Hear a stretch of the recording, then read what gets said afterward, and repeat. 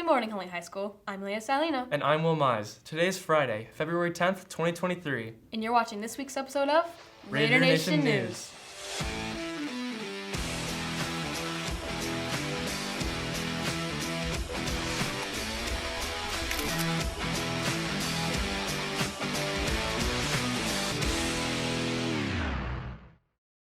Welcome back, Raiders. This past week, Leah's Club has been selling flowers for you to buy for a loved one or someone you appreciate. If you made a purchase, February 14th is the day that your flower will be delivered during third hour.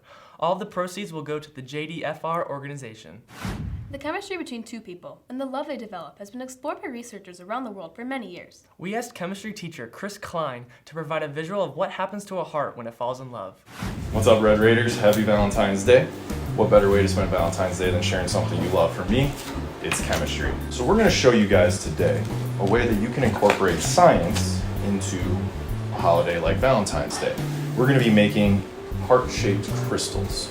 So what you're going to need for today's experiment is borax, also known as sodium tetraborate, and then some pretty straightforward pipe cleaners. I'm going to take 1 cup of warm water. Next, what you'll need is about 3 or so tablespoons of borax. So the idea of us stirring this around is making this so that we are dissolving some of our salt, our borax. Next, we'll take our pipe cleaner. We're gonna bend this into the shape of a heart because it is Valentine's Day, of course. And then from here, it's quite simple. You just go ahead and drop it right there into your liquid solution that you've created. So we're gonna let this sit for a couple days. We'll come back, see you then. All right, we are back 2 days later, and we're gonna check this thing out for the first time. Nice, okay, so what we see here, if I maybe extend it a little bit, we definitely see some crystallization forming. And now you've got a nice little heart-shaped ornament to share with your loved ones or just yourself. Thanks for joining me in this science experiment. Happy Valentine's Day, Red Raiders. We love you guys. Love is one of the most strongest and most complex human emotions, which can surely cause a reaction when meeting the right someone. Love is a complex emotion. We turn to Huntley's senior citizens to get their advice on love and dating.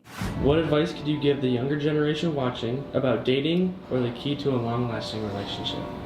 You want to find somebody who has some commonalities with you, whether it's a hobby, whether it's reading or outdoors or whatever it is. And that enhances both of your relationships as you get to know each other more.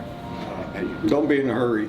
A lot of people have their first love and they think that's it, and then it breaks off and they're devastated. But you're young. Life goes on and you'll find somebody. He would write letters to me all the time. That's a touch. Now you guys, I'm not sure that that is even in your thought process to write a letter. That was very impressive to me at the time that he would do that. If communication, a lot of problems get solved by communicating with one another. Commitment and honesty is important, and always say thank you. How long have you guys been together? 62 years.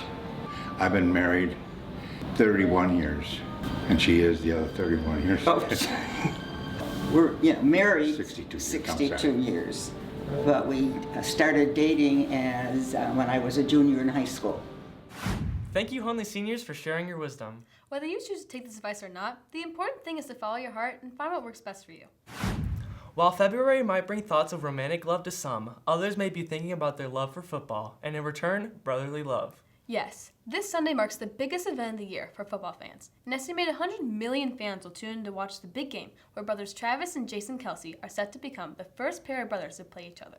But what do the students of Huntley High School think? And who do they believe will come out on top, the Kansas City Chiefs or the Philadelphia Eagles? RNN reporter Emma McCoy hit the halls of Huntley to find out. Hi, I'm Emma McCoy. I'm going around Huntley to see who everyone thinks is going to win the big game this Sunday. Who do you guys think is going to win the big game this Sunday? I'd say the Eagles. Eagles. I believe the Chiefs are going to win. Yeah, the Chiefs. Go Chiefs. I think the Eagles are going to win this one. I don't really care about the game. I'm just excited for the halftime show. Who do you guys think is going to win the big game this Sunday? I have the Chiefs. I also have the Chiefs. Chiefs. The Eagles. The Eagles. The Eagles are for sure winning. Chiefs. Who do you think is going to win the big game this Sunday? I'm going to go with the Chiefs. Who do you think is going to win the big game this Sunday? I think the Chiefs. Chiefs. Well, I'm rooting for the Eagles. My son has been a huge Eagles fan. Like when he was like in 5th grade, he wanted all the Eagles bedding for his room for his birthday, you know, so it's always been his favorite team. So probably that. Plus, I love Abbott Elementary, and that's in Philly too, so Eagles fan. I'm Emma McCoy, and let's go back to the desk. The students from HHS have spoken, but it's anyone's game on the big stage. Who do you think will take home the Lombardi Trophy, Chiefs or Eagles? Head to our Instagram story to cast your vote. Thank you for watching this week's episode of Raider Nation News. Make sure to visit HuntleyRNN.com or follow us on HHS TV Production on Instagram, Twitter, or TikTok to stay up to date with the latest news in Huntley. Have a lovely weekend, Raiders. Football. Back.